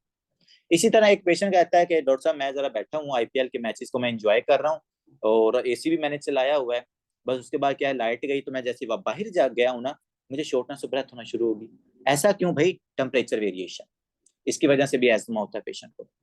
उसके बाद वो परफ्यूम वाला तो आपको कंसेप्ट पता है, डस्ट वाला भी आपको पता है। ठीक है, तो एस्थमा वाली सिम्टम हमेशा याद रखनी, अगर आपने डिफरेंशियल डायग्नोज डीडी आपने बनाना है भाई, तो ये चीज आपको पता होना चाहिए, हाँ ट्रिगर के साथ एक्सपोजर है फिर सिम्टम है भाई एस्थमा है, ट्रिगर के साथ नहीं है सारा दिन सिम्टम आती रहती हैं, वो फिर हम आगे मजीद सीओपीडी की तरफ जाएंगे कि हाँ भाई ब्रोंकिएक्टेसिस है, एम्फीसीमा है या क्रोनिक ब्रोंकाइटिस है। मेन चीज यहाँ पर हमने ये समझनी है कि ये क्या है सर, एपिसोडिक ट्रिगरिंग कंडीशन है। ओ माय गॉड सर, इतने कमाल के वर्ड्स आपने तो आज इस्तेमाल कर लिए। तो हम सबसे पहले इसकी पैथोफिजियोलॉजी डिस्कस करते हैं कि एस्मा आपको डेवलप कैसे होता है। तो उसके लिए मैंने ब्यूटीफुल सी डायग्राम आपके लिए सिलेक्ट की हुई है, लेकिन इस डायग्राम को हम जरा थोड़ा सा नीचे लिखते हैं और थोड़ी सी अपनी केमिस्ट्री को यहाँ पर ऐड करते हैं। और ये जो मैं आपके सामने डायग्राम ड्रा कर रहा हूँ ना, यूएसएमडी के बड़े इंपॉर्टेंट एमसीक्यूज है इसमें से। देखिएगा, we have the beautiful lungs that are not beautiful anymore because now you are the patient of asthma. बच्चों ये आपके लंग्स हैं, ठीक है जी। अब लंग्स के अंदर क्या हो रहा है, मैंने आपको एग्जांपल दी थी स्मोकिंग वाली, तो ये आपका कार्सिनोजिन, ये आपका ट्रिगर गया ब्रोंक्यूल्स के अंदर। ठीक है, जैसे अब आपकी जब ब्रोंक्यूल्स के अंदर जाएगा, मैं थोड़ा सा इसको जरा पे जूम आउट कर लेता हूँ। यहाँ पे मैं एक ब्रोंक्यूल ले रहा हूँ, ये है आपका ब्रोंक्यूल। ठीक है जी, मिकोजल सब मिकोजल ले रहे हैं सारी इधर, ये आपके सीलिया सेल्स प्रेजेंट। ठीक है, जैसे सर ये ट्रिगर आया, जैसे हमारे पास ये जो ट्रिगर मालिक्यूल आता है, तो आपके पास ये जो मिकोजल सेल्स हैं, ये क्या करेंगे बच्चों, ये ट्रिगर मालिक्यूल ये इनको रिस्पॉन्स करेंगे। ठीक है, रिस्पॉन्स कैसे करते हैं, आपको वो सारा म्यूकोसिलरी एस्केलेटर के पूरा पाथवे आपको याद है। ठीक है, अब वो जो म्यूकोसिलरी एस्केलेटर होता है ना, वो हमारे अंदर भी प्रेजेंट होता है। अगर मेरी बॉडी के अंदर भी कार्सिनो जाएंगे, कार्सिनोजेन मेरे लंग्स में जाएंगे ना, तो वो सेम काम करेंगे, हमारे को तो पकड़ेंगे, म्यूकस उसके ऊपर फेंकेंगे, सीलिया उसको उठा के बाहर फेंकेगा। लेकिन बच्चों जो एस्थमा का पेशेंट होता है ना, इसमें समथिंग एल्स भी होती है, ठीक है, इसमें कुछ और भी होता है। और मेरी उर्दू इंग्लिश भी बन गई है, वो जो एक आता नहीं है यार फेसबुक के ऊपर, बड़ी फेमस है वो बंदा जो उल्टी सी इंग्लिश बोलते हैं, ठीक है, तो वो मैं आज ऐसे लफ्ज इस्तेमाल कर रहा हूँ। हाँ वो करता है, लेकिन उसकी एक्टिविटी बढ़ जाता है कि हम एक्टिविटी कि इसका जो मिकोजल लेयर है वो बड़ा सेंसिटिव है। सेंसिटिव होने की वजह से होता क्या है बच्चों, कि अगर मेरे पास एक पेशेंट है जिस पेशेंट के अंदर एजमा की प्री डिस्पोजिशन है, एजमा की प्री डिस्पोजिशन का क्या मतलब, कि भाई उसमें एजमा डेवलप कर सकता है, उसके अंदर जेनेटिक चेंजेस ही ऐसी हैं उसके मिकोजा के अंदर कि अगर ट्रिगर जाएगा तो जो उसका मिकोजा के अंदर सब मिकोजा है वो बहुत ज्यादा रिस्पॉन्स उसको शो करेगा। इसको हम हाइपर रिस्पॉन्सिवनेस भी कहते हैं। अब आप कहेंगे सर यहाँ पर चाहे डॉक्टर जरियाब भी है, फैज भी है, मोन भी है, शहजाद भी है, ये चारों सिगरेट पीते हैं, लेकिन इनमें से सिर्फ डॉक्टर मोन को सिम्टम आती है। अब उनमें से एक को क्यों आ रही है, क्योंकि अगर उसके अंदर जेनेटिक प्री डिस्पोजिशन है ना, अगर उसके ब्रोंक्यूल्स हाइपर सेंसिटिव हैं, अभी मैं आपको बताता हूँ जो हाइपर सेंसिटिव होते हैं वो कैसे रिस्पॉन्स करते हैं। तो डॉक्टर मोन के जो ब्रोंक्यूल्स हैं वो हाइपर सेंसिटिव हैं, तो हाइपर सेंसिटिव होने की वजह से क्या होता है, इसके ब्रोंक्यूल्स के अंदर इन्फ्लामेशन होती है, इन्फ्लामेशन की वजह से ब्रोंको कंस्ट्रिक्शन होती है, ब्रोंको कंस्ट्रिक्शन की वजह से फिर क्या होता है, इसको शॉर्टनेस ऑफ ब्रेथ वाली सिम्टम आती है।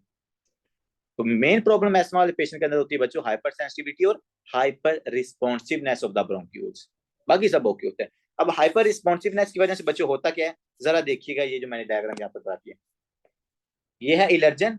इलर्जन आया आपके पास सबमिकोजल लेयर के अंदर, जैसे ये इलर्जन सबमिकोजल लेयर के पास आता है तो हमारे जो इम्यून सेल्स हैं, जाहिर बात इम्यून सेल्स तो बॉडी में हर जगह पर प्रेजेंट होते हैं, तो यहाँ पर आपके पास जो टी लिम्फोसाइट सेल्स हैं, ये जो आपके इम्यून सेल्स हैं, ये क्या होते हैं, एक्टिवेट होते हैं। वैसे इन्होंने यहाँ पर मिस किया हुआ है, जो मैंने इम्यूनो के अंदर पढ़ा था ना, वो सबसे पहले मैक्रोफेजिस एक्टिवेट होते हैं।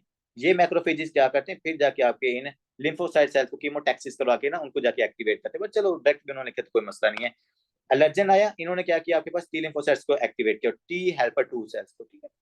अब ये जो टी हेल्पर 2 सेल्स है ना बच्चों, आपको पता है जब भी टी लिम्फोसाइट्स एक्टिवेट होते हैं ना, ये साइटोकाइंस, ये कीमोकाइंस को रिलीज करते हैं। अब यहाँ पर डिफरेंट टाइप्स के जो साइटोकाइंस को ये रिलीज करें, उनमें सबसे इंपॉर्टेंट है इंटरल्यूकन 4, इंटरल्यूकन 5 और इंटरल्यूकन 13। यकीन माने इतना इंपॉर्टेंट है ना ये वाले ट्रिगर इंटरल्यूकन, मेरे लिए आप कोई भी नहीं याद करो, मैं आपको कुछ इंटरल्यूकन्स याद कराऊंगा इम्यूनोलॉजी के अंदर भी, उसमें से मैं आपको 1, 2, 4, 5, 7, 9, 12, 16, 21, 22, 24, 39, 40, 54, ये वाले सिर्फ मैंने इंटरल्यूकन्स याद करवाऊंगा, ज्यादा नहीं करवाऊंगा, ठीक है। तो इनमें से बच्चों जो इंटरल्यूकन 4, इंटरल्यूकन 5 और इंटरल्यूकन 13 होता है, ये एस्मा वाले पेशेंट के अंदर प्रोड्यूस होते हैं। अब जैसे आपके टी लिम्फोसाइट्स बच्चों रिलीज करेंगे ना, इंटरल्यूकन 4, इंटरल्यूकन 5 और इंटरल्यूकन 13, अब ये इंटरल्यूकन क्या करेंगे, ये डिफरेंट फंक्शंस करेंगे जाकर। इनमें से जो सबसे पहले हमारे पास इंटरल्यूकन 4 होता है, ये जाता है आपके बी सेल्स के पास। बी सेल्स को कहता है कि यार तेरी बॉडी के अंदर ना कोई मसला है, कोई एंटीजन आया हुआ है, ठीक है। तो हमें पता है कि टी सेल जो एक्टिवेट होने के बाद वो क्या करते हैं, इंटरल्यूकन को रिलीज करते हैं। उनमें से जो इंटरल्यूकन 4 है, एस्मा वाले पेशेंट के अंदर जो इंटरल्यूकन 4 है, वो बी सेल्स को जाके एक्टिवेट करता है। बी सेल्स कन्वर्ट होते हैं प्लाज्मा सेल्स के अंदर, और प्लाज्मा सेल्स का क्या काम होता है, एंटीबॉडीज को प्रोड्यूस करना। तो हमारे यहाँ पर जो एंटीबॉडी कौन सी, आईजीई, आईजीई एंटीबॉडी आपके पास प्रोड्यूस होती है, आपको पता है ना, यही हाइपर सेंसिटिव रिएक्शन के अंदर टाइप 1 के अंदर यही एंटीबॉडी प्रोड्यूस होती है। बच्चों ये जो आईजीई एंटीबॉडी है, ये फिर क्या करेगी, ये आईजीई एंटीबॉडी आपके सब मिकोजा के अंदर आएगी, ये सब मिकोजा के अंदर आएगी, और वहां पर जो मास्ट सेल्स है ना बच्चों, मास्ट सेल्स को एक्टिवेट करेगी। आईजीई एंटीबॉडी जब मास्ट सेल्स को एक्टिवेट करेगी तो मास्ट सेल्स, ओए हो, I love these cells are very beautiful, they have excess amount of different types of cytokines as well। तो बच्चों मास्ट सेल्स क्या करेंगे, जब ये आपकी आईजीई एंटीबॉडी मास्ट सेल्स को एक्टिवेट करेंगे, तो मास्ट सेल्स के पास भाई जो जो कुछ भी है वो क्या कर देंगे, लुटा देंगे सब कुछ। उसमें सबसे इंपॉर्टेंट मॉलिक्यूल है आपके histamines and the leukotrienes. Leukotrienes B4, C4, D4, ये ल्यूकोट्राइन्स, और आपके जो हिस्टामिन है मास्ट सेल्स ये रिलीज करते हैं। एवरीवन नो दैट कि जो हिस्टामिन होती है, हिस्टामिन इज द ब्रोंकोकंस्ट्रिक्टर। तो जब हिस्टामिन रिलीज होगी, हिस्टामिन आके जो आपके ब्रोंक्यूल्स की स्मूथ मसल्स हैं उनको कंस्ट्रिक्ट करेगी। जब स्मूथ मसल्स कंस्ट्रिक्ट होंगे तो पेशेंट के अंदर क्या हो जाएगी बच्चों, ब्रोंको कंस्ट्रिक्शन।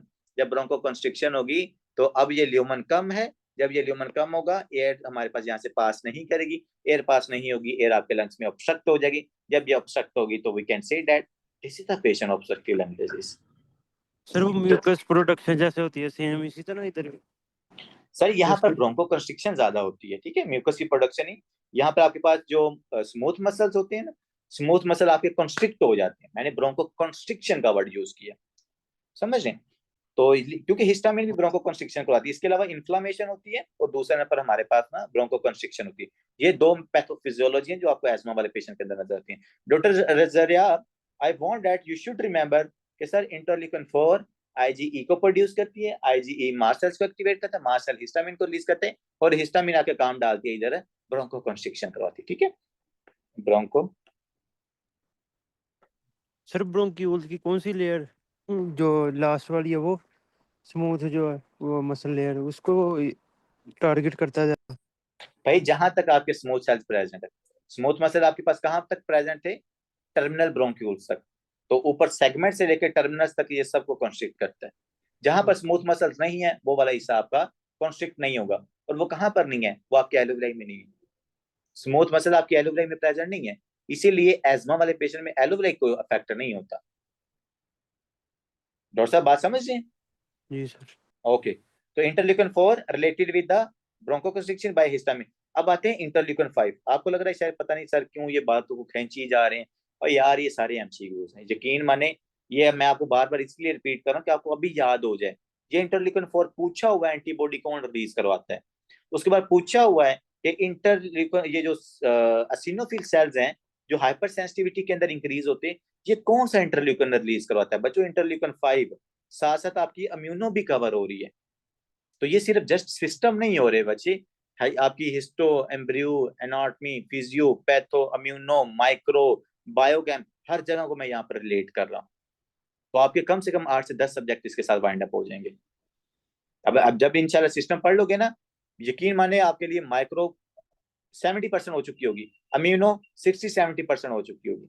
लेकिन अगर आप सिस्टम के साथ नहीं पढ़ोगे तो भाई सारे सारे सब्जेक्ट पढ़ने पड़ेंगे, लगाओ फिर उनके ऊपर कई कई महीने, ठीक है। तो ये अगर टाइम लग रहा है तो इसका कोई ना कोई रीजन है। इंटरल्यूकन 5 बच्चों एसिनोफिल सेल्स को एक्टिवेट कर देगा, और एसिनोफिल सेल्स क्या करते हैं भाईजान, ये भी आकर आपके पास मास्ट सेल्स को एक्टिवेट करते हैं। मास्ट सेल्स फिर क्या करेंगे, हिस्टामिन रिलीज करेंगे, और जब ये हिस्टामिन को रिलीज करेंगे तो स्मूथ मसल्स की ब्रोंको कंस्ट्रिक्शन हो जाती है। इसीलिए बच्चों जैसे ही एज्मा वाला पेशेंट स्मोकिंग करता है उसका ट्रिगर के साथ एक्सपोजर होता है, ब्रोंको कंस्ट्रिक्शन होती है, पीछे पैथोफिजियोलॉजी है। तो जब ब्रोंको कंस्ट्रिक्शन होगी उसको उसी टाइम बेचारे को ना शॉर्टनेस ऑफ ब्रेथ ये सिम्टम आना शुरू हो जाते हैं ना, ड्राई कफ नजर आती है, स्टार्ट के अंदर ड्राई कफ है तो फिर वो वेट कफ के अंदर कन्वर्ट होता है। बट याद सर रखिएगा ये ट्यूबरक्लोसिस, एस्थमा, इयोसिनोफिल्स के आगे लंग जो कैंसर। एमबीपी लिखा है इसका क्या मतलब है, और एयरवे नर्व का क्या मतलब? सर यहाँ पर जो आपके पास ये इसके आगे लिखा हुआ है ना एयरवे नर्व की रेगुलेशन, हमारे पास यहाँ पर जो वेगस नर्व है ना, एसिनोफिल सेल्स क्या कर रहा है सर, एसिनोफिल सेल्स हमारे पास क्या कर रहा है, डिफरेंट टाइप्स के साइटोकाइंस को रिलीज कर रहा है, ठीक है। जिसमें सबसे इंपॉर्टेंट साइटोकाइंस कौन सा है सर, एमपीपी, ठीक है। इसका नाम है यार कौन सी प्रोटीन है ये, मायोसिन बीटा के पता नहीं सर, ये प्रोटीन का नाम है जो आपके पास काम करती है, प्रोटीन इसको कहा जाता है। अब ये जो एम बी प्रोटीन है ये क्या करती है, आपकी वेगस नर्व को आके एक्टिवेट करेगी, वेगस नर्व क्या करवाएगी, वैसोकंस्ट्रिक्शन, ठीक है, वही ब्रोंकोकंस्ट्रिक्शन होगी। उसके बाद ये जो हमारे पास है एमबीपी प्रोटीन है जो कि हमारे एसिनोफिल सेल्स ने रिलीज की है, ये मास्ट सेल्स को भी एक्टिवेट करेगी, और वो क्या करेगी, लिकोट्रांस और हिस्टामिन को रिलीज करेगी। लिकोट्रांस कौन सा है जी, LT, C4, B4, D4, E4, ये सारे लिकोट्रांस यहाँ से रिलीज होते हैं, ठीक है। और वो लिकोट्राइन सर सबसे इंपॉर्टेंट लिकोट्राइन होता है B4। जी डॉक्टर साहब पूछें। सर जो नॉर्मल पर्सन है जिसको ट्रिगर नहीं होता है इससे स्मोकिंग से अस्थमा, तो उसमें क्या इंटरल्यूकिन ये 4-5 ये नहीं उसमें प्रोड्यूस होती क्या नहीं नहीं नहीं उसमें? डॉक्टर साहब देखो ना, ये तो हम उसकी बात कर रहा हूँ ना मैं जिसकी हाइपर सेंसिटिविटी है। अब मैं आप में से जो डॉक्टर मून है ना जिसको सिम्टम आई है, ये मैकेनिज्म उसके अंदर हो रहा है मेन उसका। इंटरल्यूकिन 4 ज्यादा काम कर देता है जिधर हाइपर सेंसिटिविटी है, और जो नॉर्मल है उनमें होता है लेकिन वो इतना ज्यादा नहीं करता। भाई नॉर्मल के अंदर वो इतना ज्यादा का काम मतलब नहीं, अगर आप इस पाथवे को एक्टिवेट करोगे तो फिर तो ये सारा काम होगा। ये मेन ये है कि देखो इस एलर्जन को जो आपका इम्यून सिस्टम है वो ज्यादा सेंसिटिव, जो नॉर्मल पर्सन है ना वो उसको ज्यादा सेंसिटिविटी शो ही नहीं करता, तो पीछे आपका इम्यून सिस्टम एक्टिवेट ही नहीं होता, ठीक है, जो एक नॉर्मल बंदा है। लेकिन जो एस्मा वाला पेशेंट है ना उसका ये इम्यून सिस्टम बड़ा हाइपर रिस्पॉन्सिव होता है। वो तो देख रहा होता है कि भाई कोई एलर्जन आए, मैं उसी टाइम अपने पास क्या करूं, इम्यून सिस्टम को एक्टिवेट करके ब्रोंको कंस्ट्रिक्शन करवा दूं। तो नॉर्मल बंदे के अंदर ऐसा कुछ भी नहीं होता, ठीक है। जो आपके ओके पास प्री डिस्पोज होता है उसके अंदर ये चेंजेस आती हैं। नॉर्मल के अंदर जब ये चेंजेस आएंगे फिर भी उसको एस्मा ही होगा, एजमा होगा। अब पढ़ते हैं भाई जो आपकी चीज यहाँ पर इन्होंने लिखी हुई है। सबसे पहले ना मैं आपको दो चीजें यहाँ पर लिखवाना चाहता हूँ, काइंडली ना भूलिएगा। एक ना एजमा वाला पेशेंट आता है ड्राई कफ के साथ ज्यादा आता है। अब ये ना कह दीजिए सर वेट कफ भी होती है, मैं ये नहीं कह रहा कि नहीं होती, मैं ये कह रहा हूँ कि ज्यादातर ड्राई कफ के साथ आता है। उसके बाद एजमा वाला पेशेंट हमारे पास इसको सिम्टम आती है ट्रिगर के साथ। ये दो वर्ड्स काइंडली यहाँ पर ना लिख लीजिएगा। हाँ जी, ड्राई कफ किस किस पेशेंट के अंदर होती है मुझे थोड़ा सा बताओ ना जरा।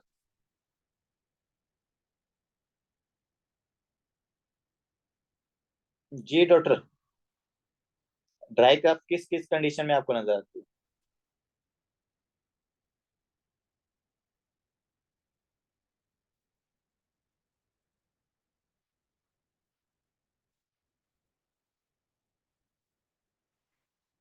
यार आवाज नहीं आ रही, ओए, इतनी में तो बंदा सर्च कर लेता है।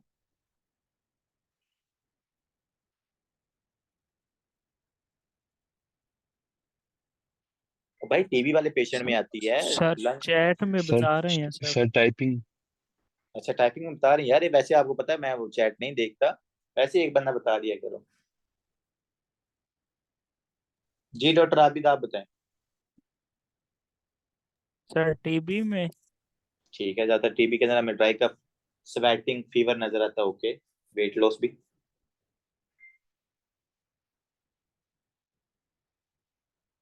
यार ब्रोंकिएक्टेसिस वाला पेशेंट उसमें भी ड्राई कफ है, हिमोप्टाइसिस होती है साथ में, लिग्नेंसी के अंदर भी होती है।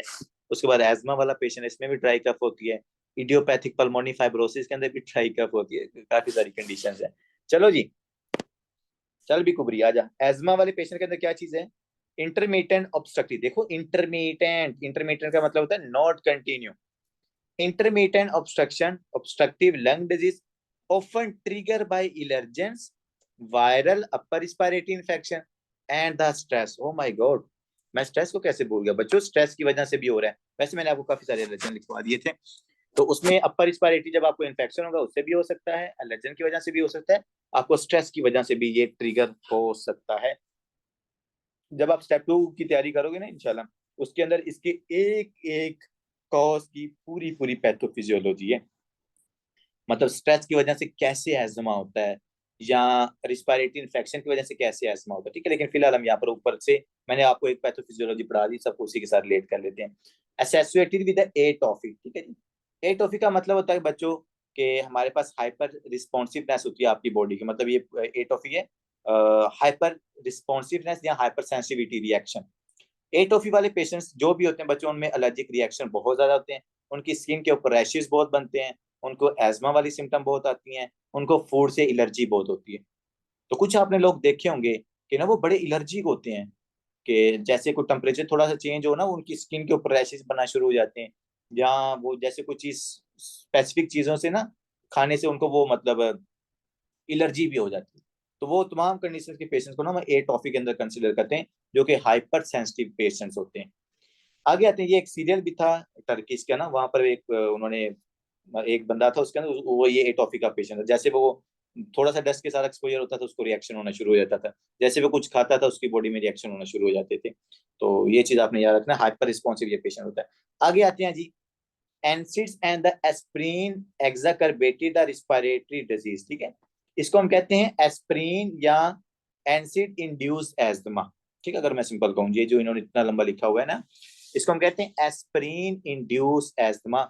बच्चों एस्प्रीन की वजह से भी क्या होता है, आपको एस्थमा होता है, और इसका नाम स्पेसिफिक एस्प्रीन इंड्यूस एस्थमा होता है, कि एस्प्रीन जैसे वो पेशेंट लेता है ना तो उसको एस्थमा होता है। अब इसमें कोई आपको रीजन बता सकता है इसका क्या रीजन हो सकता है, what do you think? Asthma की वजह से कैसे पेशेंट में, सॉरी एस्प्रिन के इंटेक की वजह से कैसे एस्थमा हो सकता है?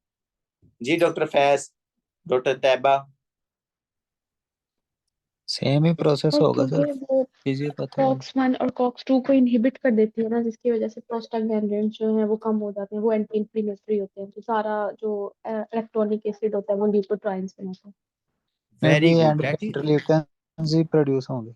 Very good, very good. जिसने भी आंसर दिया है मुझे पता नहीं है, फीमेल जिन्होंने बहुत अच्छा आंसर दिया है कि सर पीछे जो पैथोफिजियोलॉजी वो ये है कि एस्पिरिन क्या है हमारे पास, COX-1 COX-2 इनहिबिटर है, मतलब एनसीड है ना ये, non steroidal anti inflammatory drug है एस्पिरिन। और ये क्या करी भाई, प्रोस्टाग्लैंडिन्स की ये प्रोडक्शन को कम कर देती है।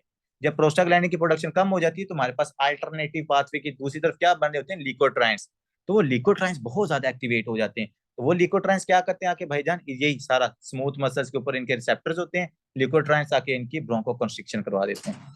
तो फिर इन पेशेंट्स के अंदर हम कैसी ड्रग्स देते हैं, वही मोन्टेलोकास, जफरलोकास, जो लिकोट्राइन्स इनहिबिटर्स होती हैं। तो ये बच्चों आपने याद रखना है, एस्पिरिन इंड्यूस एस्मा बहुत इंपॉर्टेंट है। पेशेंट के अंदर sir asthma, nasal polyps and COX inhibitor sensitivity, leukotrienes over production, airway constriction, and इस पूरे ट्राइएड को हम कहते हैं सैम्प्टर्स ट्राइएड। काइंडली यहाँ पर लिख लीजिएगा सैम्प्टर ट्राइएड क्या होता है। वैसे पुरानी बुक्स के अंदर जो फर्स्ट एड की बुक है उन्होंने सैम्प्टर ट्राइएड वहां पर नहीं लिखा होता, चलो अच्छी बात है इन्होंने ना यहाँ पर मेंशन की है। दो तीन चीजें आपने इसके अंदर लिखनी है। सबसे पहले सैम्प्टर्स ट्राइएड के अंदर होता है एस्मा होता है पेशेंट को, ठीक है जी। उसके बाद ये पेशेंट के नेजल्स के अंदर पॉलिप्स बने होते हैं, नेजल पॉलिप्स, ठीक है। और तीसरे नंबर पर बच्चों इसकी पेशेंट के अंदर क्या हो रहा है, एस्प्रीन इंड्यूस एस्मा हो रहा है, मतलब कि एस्प्रीन के टेक की वजह से इसको सिम्टम आते हैं, एस्प्रीन इंड्यूस एस्मा। तो ये ट्राइएड जो होता है ना, इसको हम कहते हैं सैम्प्टर्स ट्राइएड। इसी तरह का ना एक और ट्राइएड होता है, वो मेरे जेन से निकल गया, उसको एटॉफिक ट्राइएड भी कहते थे। तो अगर मेरे जेन से आया ना दोबारा उसकी सिम्टम, उसका ट्राइएड की तीनों आ गई तो मैं आपको बता दूंगी, एक तो मेरे जेन में आ रही है। बाकी बच्चों जो सैम्प्टस ट्राइएड है इसमें आपने एस्थमा होता है पेशेंट को, नेजल पॉलिप्स बने होते हैं, और पेशेंट क्या करता है, एस्प्रिन के इनटेक की वजह से ये उसको सिम्टम आ रही होती है, इसको हम सैम्प्टस ट्राइएड कहते हैं, बहुत इंपॉर्टेंट है। आगे आते हैं कि सर एस्मा वाले पेशेंट की पैथोफिजियोलॉजी भी डिस्कस कर ली है। इसके हमने अब डायग्नोस करना। वैसे सिम्टम्स क्या होंगी यार, सिम्टम वही शॉर्टनेस ऑफ ब्रेथ होगी, पेशेंट का वेट लॉस होगा, क्रॉनिक हिस्ट्री होगी ट्रिगर के साथ एक्सपोजर, ठीक है। तो ये इसकी सिम्टम्स होगी, और ड्राई कफ आपने उसमें ऐड कर देनी। आगे बच्चों डायग्नोस कैसे करना है, that is most important. Diagnose आपने सबसे पहले करना है क्लिनिकल डायग्नोज, और क्लिनिकल डायग्नोज के अंदर सबसे इंपॉर्टेंट चीज क्या है, इंटरमिटेंट एपिसोड्स ऑफ ऑब्स्ट्रक्शन, ठीक है। कि मतलब कि जैसे ही इंटरमिटेंट का मतलब होता है नॉट कंटिन्यू, कंटिन्यूसली सिम्टम नहीं है, कंटिन्यू ऊपर वाले पेशेंट्स के अंदर आती है, एस्मा वाले पेशेंट उसमें, एम्फीसिमा वाले पेशेंट में, या क्रॉनिक ब्रोंकाइटिस वाले पेशेंट में, इसमें इंटरमिटेंट सिम्टम आती हैं। जैसे ट्रिगर के साथ एक्सपोजर होता है उस टाइम उस पेशेंट को shortness of breath, coughing, wheezing, tachypnea, ये वाली सिम्टम आती है। और इसमें वीजिंग सबसे इंपॉर्टेंट, मैंने शायद आपको कल भी बताया था कि एस्मा वाले पेशेंट के अंदर सबसे आपको प्रोमिनेंटली वीजिंग सुनाई देती है। क्यों? क्योंकि इसमें बहुत ज्यादा ब्रोंको कंस्ट्रिक्शन होती है। जब बहुत ज्यादा ब्रोंको कंस्ट्रिक्शन होती है तो जब इस एरिया से एयर गुजरती है तो वो एयर क्या करती है, हमारे पास से साउंड प्रोड्यूस करती है, और वो साउंड कैसा होता है, वीजिंग साउंड, ठीक है। आगे आते हैं सर, और किस तरह डायग्नोस कर सकते हैं, डायग्नोस सपोर्टेड बाय स्पायरोमेट्री। वही है भाईजान, पल्मोनी फंक्शन टेस्ट इसके कराओ। तो पल्मोनी फंक्शन टेस्ट आप इसके करवाओगे तो सारे वही आएंगे, 80% से कम ही आएगी इनकी रेशो। तो इसी कंडीशन को हम स्पायरोमेट्री कहते हैं। इसके अलावा ना इसका मेडिसिन के अंदर इसको डिटेल में हम डिस्कस करेंगे। इसके लिए एक मैथाकोलिन चैलेंज टेस्ट किया जाता है, और इसके अलावा एक ब्रोंकोडायलेटर चैलेंज टेस्ट किया जाता है। दो चैलेंज टेस्ट हम इसके अंदर ना करते हैं। एक पेशेंट के अंदर हम उसको साल्ब्यूटामोल देते हैं, और साल्ब्यूटामोल देने के बाद देखते हैं कि भाई हाँ उस पेशेंट में सिम्टम ठीक हो रही है या नहीं हो रही है, और कितने % वो सिम्टम ठीक होती है। तो अगर वो सिम्टम ठीक हो जाए तो इसका मतलब है वो एस्मा वाला पेशेंट होता है। मेरे ख्याल में 12% या 20% अगर उसके ये पीएफटी इंप्रूव हो रहे हो ना, तो उस पेशेंट को हम फिर हम कंसिडर कर लेते हैं। इसके अलावा मैथाकोलिन चैलेंज है, ये मैथाकोलिन होती है ब्रोंको कंस्ट्रिक्टर। तो जब आप मैथाकोलिन देते हो ना तो इससे और ज्यादा ब्रोंको कंस्ट्रिक्शन हो जाती है। तो जब और ज्यादा ब्रोंको कंस्ट्रिक्शन होती है ना तो वो हमें आइडिया हो जाता है कि भाई इसकी सेंसिटिविटी है ब्रोंक्यूल्स के अंदर ज्यादा। तो ये दो चीजें हमने आगे मेडिसिन के अंदर जाके जरूर कंसिडर करेंगे, लेकिन फिलहाल आपने यहाँ पे याद रखना कि हम पेशेंट की स्पायरोमेट्री करेंगे। और स्पायरोमेट्री हम दो तरीकों से कर सकते हैं, एक हमारे पास ब्रोंकोडायलेटर रिस्पॉन्स होता है जिसमें हम साल्बुटामोल को इस्तेमाल करते हैं, और दूसरा हम इसके लिए इस्तेमाल करते हैं मैथाकोलिन चैलेंज टेस्ट, ठीक है। मैथाकोलिन दे के ना फिर हम देखते हैं कि हाँ भाई इसके जो पीएफटी में वो कितना इंप्रूव या कितना डिक्रीज हो रहे होते हैं, असल में इसमें डिक्रीज होते हैं। तो ये दो चैलेंज टेस्ट हैं, डिटेल के अंदर मेडिसिन में डिस्कस कर लेंगे। आगे आते हैं भाई मैकेनिज्म। भाई मैकेनिज्म हम ऑलरेडी डिस्कस तो कर चुके हैं। मैकेनिज्म के अंदर बताता है कि टाइप 1 हाइपर सेंसिटिविटी रिएक्शन है जी। क्या है हमारे पास, type 1 hypersensitivity reaction. Type 1 के अंदर क्या होता है, टाइप 1 के अंदर सर हमारे पास आईजीई एंटीबॉडी प्रोड्यूस होती है, ठीक है, वन साइडेड है, इसको हाइपर सेंसिटिविटी रिएक्शन कहा जाता है, वन साइडेड रिएक्शन भी कहा जाता है, क्योंकि इसमें इसमें स्पेसिफिकली एक एंटीबॉडी इन्वॉल्व होती है, और वो कौन सी, आईजीई। हाँ जी, आप लोग मुझे जरा चार हाइपर सेंसिटिविटी रिएक्शन तो बताओ क्या होते हैं। 1 2 3 4, क्या क्या डिफरेंस होता है सर?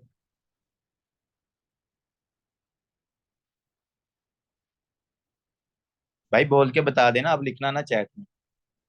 1 का कैसे पता चलता है, 2 का कैसे पता चलता है, 3 का कैसे पता चलता है?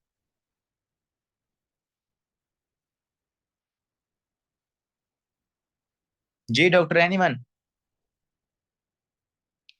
डॉक्टर किरण है इधर, डॉक्टर सानिया, डॉक्टर लरेब, डॉक्टर लरेब आप बताओ।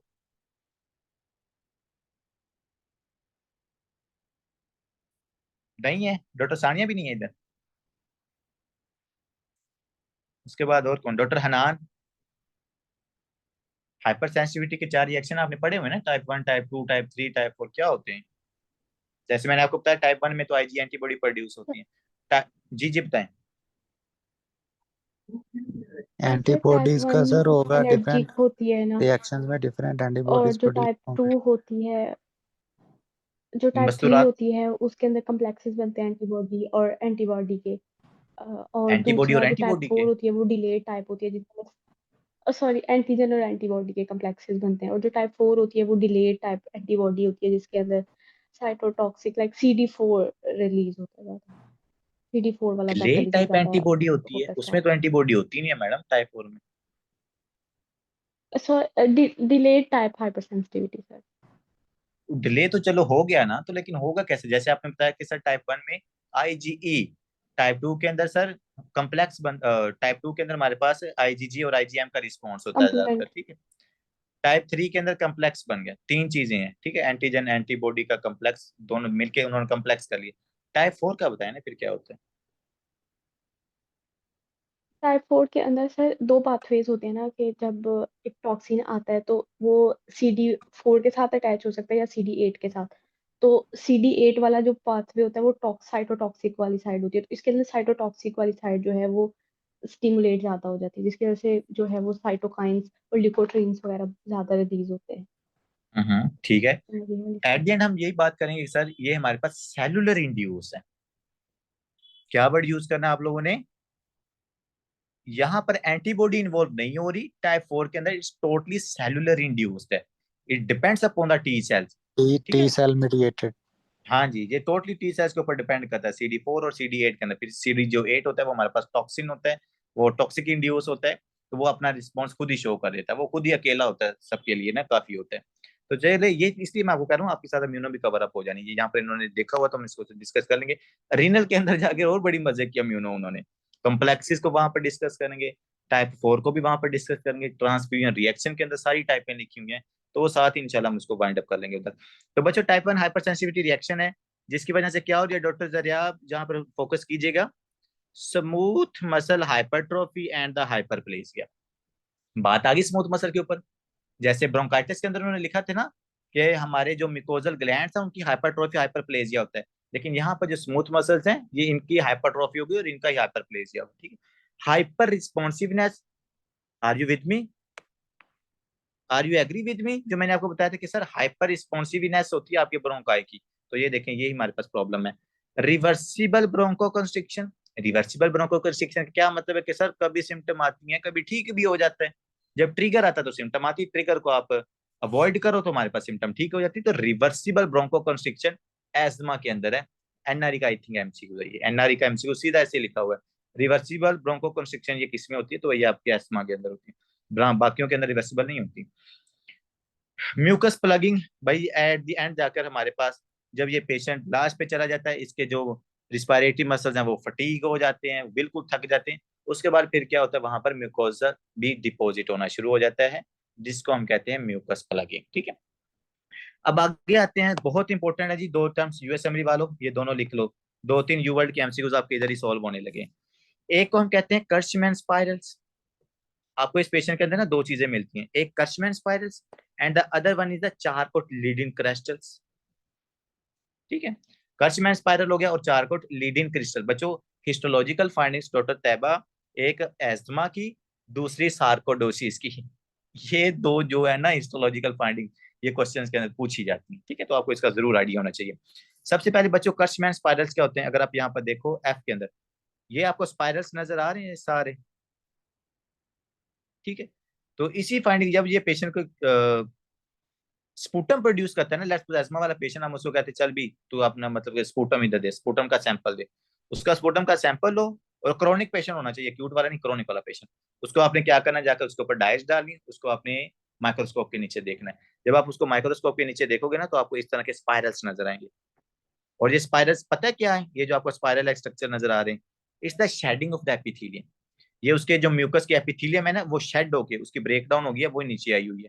तो इसको हम कहते हैं Curschmann spiral, that is the shed epithelium. कि एपिथेलियम डिस्ट्रॉय होके बेचारी कमजोर होके क्या करती है, वो अब आपकी स्पूटम में आना शुरू हो गई है। उसके बाद जो चारकोट लिडन क्रिस्टल है ना, ये क्रिस्टल्स आपके पास एसिनोफिल सेल्स के होते हैं, यहाँ पे उन्होंने लिखा हुआ है, ये देखो। तो इसकी डायग्राम ड्रा किया आई थिंक इन्होंने, हाँ जी ये देख लो। तो ये आपको नजर आ रहा है ना चारकोट क्रिस्टल, ये क्रिस्टल टाइप है, क्रिस्टल शेप का आपको नजर आ रहा है। तो ये असल में ये पूछा जाता है कि ये किस चीज का है, मतलब कि चारकोट लीडन क्रिस्टल उन्होंने बताया होता है, उसकी कंपोजिशन पूछी होती है। तो ये इसकी कंपोजिशन है, ये एसिनोफिल सेल से मिलकर बना हुआ है। और हमें पता है अस्थमा वाले पेशेंट के अंदर जो एसिनोफिल सेल्स होते हैं बच्चों, वो बहुत ज्यादा होते हैं, ठीक है। तो Charcot Leyden crystals and the other one is the Kurtzman spirals. You should know about these two findings, histological findings, and one or two histological findings that you can see in sarcoidosis topic. We will also discuss them. तो इनका जो structure है वो ये भाई hexagonal है, double पिंड है, वो सारा उन्होंने स्ट्रक्चर के बारे में बताया हुआ है। और एट द एंड क्या है, वो ये एसिनोफिल सेल्स है। तो चारकोट लीडन क्रिस्टल एसिनोफिल सेल्स हैं, और जो हमारे पास कर्चमैन स्पाइरल है बच्चों, बहुत इंपॉर्टेंट है ये अस्थमा की हिस्टोलॉजिकल फाइंडिंग, ये याद रखिएगा, वो एपिथेलियम की शेडिंग है। तो आज अल्हम्दुलिल्लाह हमने दो क्रॉनिक कंडीशन एस्मा को भी डिस्कस कर लिया है, और जो आपके पास एम्फीसीमा था, इन दोनों को हमने डिस्कस कर लिया है। आगे आपके छोटे छोटे टॉपिक्स हैं, ब्रोंकिएक्टेसिस, इंशाल्लाह उसको हम कल कंटिन्यू करेंगे। If you have any question you can ask.